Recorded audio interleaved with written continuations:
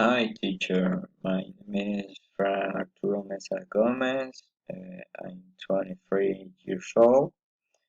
I study at the University of Secar.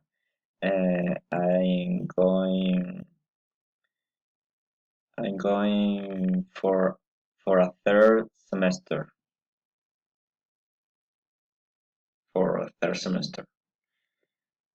Okay, yeah. This is my conversation work. Uh, uh, let's start. Hi, Luis. How's it going? Hi, Fran. Pretty good. How long? Yes, since high school. What are you doing here? Oh, yeah, I'm buying some milk for my son. Do you have a son? How many months is it? He's 3 months old. He is very cute. Do you already have children? No, I'm single. But how do you live, Luis? I work, I work as a doctor, friend, and I have a wife named Maria. And you? Well, I work as an English teacher. Do you think you have a girlfriend?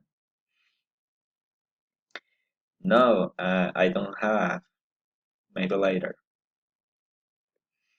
Can you pass your number phone to keep in contact? Oh, sure.